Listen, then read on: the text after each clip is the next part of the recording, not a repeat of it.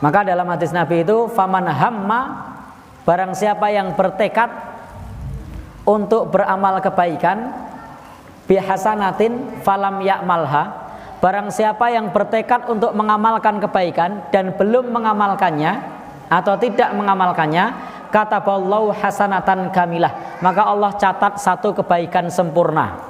Jadi kita baru punya niat, lalu kemudian kita tidak jadi mengerjakan niat tersebut, maka dicatat satu kebaikan sempurna. Jadi baru niat. Tentu niat yang terhalang melakukan kebaikan. Kita mau sholat duha, tiba-tiba datang tamu dari pagi sampai siang, tidak jadi sholat duha, sudah dicatat berpahala sholat duha.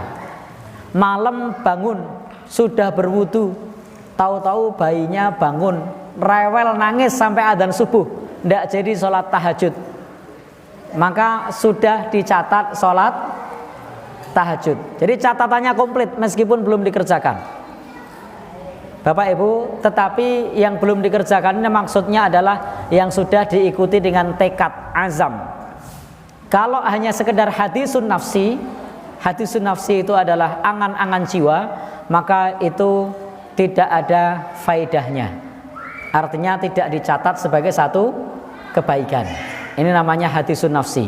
Karena berapa banyak orang yang suka berhadisun nafsi, berangan-angan, besok saya mau ngaji, pas pengajian, minggu depan saja.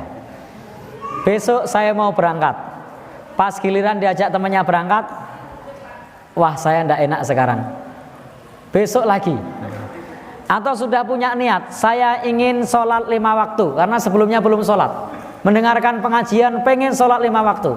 Pas giliran adzan, wah masih haras-harasan, besok kalau pas ada temannya. Begitu diajak temannya, wah malu sama orang-orang, karena tidak biasa kelihatan sholat.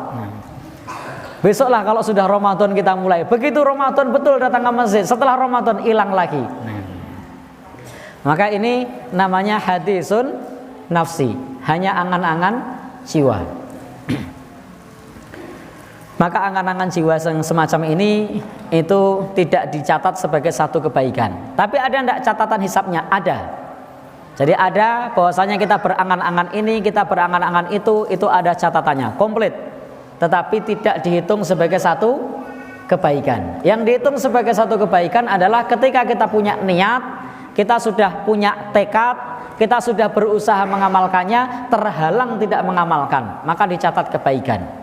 Sama sebaliknya, faman hamma, barang siapa yang bertekad untuk melakukan satu perbuatan yang sayyi'ah, perbuatan buruk, lalu kemudian mengamalkan perbuatan buruk, maka dicatat satu keburukan yang sempurna.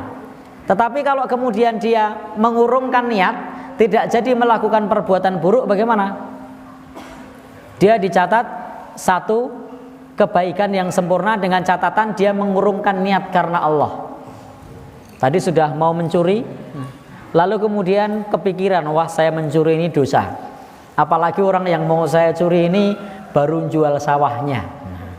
Eman-eman wes kelangan sawah malah kelangan duit. Lalu berpikir seperti itu tidak jadi nyuri, maka berpahala, pahalanya sempurna karena mengurungkan niat karena Allah Subhanahu wa ta'ala. Tapi ada enggak orang yang begitu? Tetapi sebaliknya, kalau ada orang yang sudah punya niat untuk melakukan keburukan, sudah action, sudah bertekad, sudah berbuat, lalu terhalang, maka tetap dicatat dosa. Sudah mau nyungkel jendela, ternyata nyun sewu konangan Pak Panut, nggawa muntu meneh, bawa pistol, lalu kemudian tidak jadi, maka tetap dicatat berdosa. Kenapa? Karena mengurungkan niatnya bukan karena Allah, tetapi karena takut, ya, karena takut muntu, ya, takut pistol. Jadi mengurungkan niatnya tidak dicatat sebagai satu pahala. Sebagaimana dalam hadis Nabi disebutkan, idzal taqal muslimani bisayfaihima fal qatil wal maqtul finnar. Apabila ada orang muslim dengan kedua pedangnya masing-masing yang saling berkelahi, maka yang membunuh dan yang dibunuh masuk neraka. Abu Bakrah kemudian bertanya kepada Rasulullah, ya Rasulullah, hadzal qatil fama balul maktul. Wahai Rasulullah, ini wajar kalau yang membunuh masuk neraka, tapi bagaimana dengan yang dibunuh kok masuk neraka? Maka kata Nabi, innahu kana harison ala qatli sahibihi. Karena orang yang dibunuh tadi sebenarnya punya niat membunuh juga, tapi kedahuluan lawannya, maka dia pun masuk neraka. Jadi kalau kita punya niat baik, buruk, lalu terhalang oleh sesuatu, tidak jadi melakukan keburukan, dihitung dosa.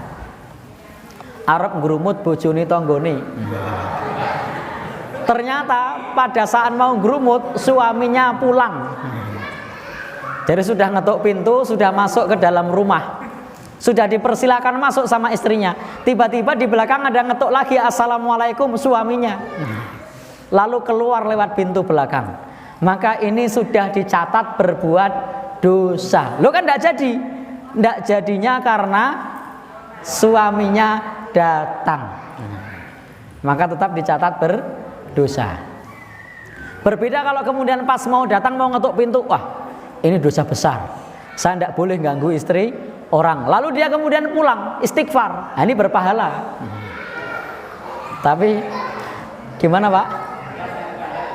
Oh gitu. Kenapa berpahala? Karena mengurungkan niat jahat karena Allah Subhanahu wa ta'ala.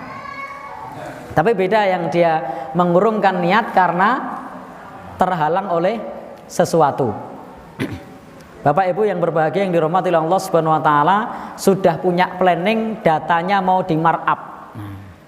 Pada saat mau markup ternyata ada sidak.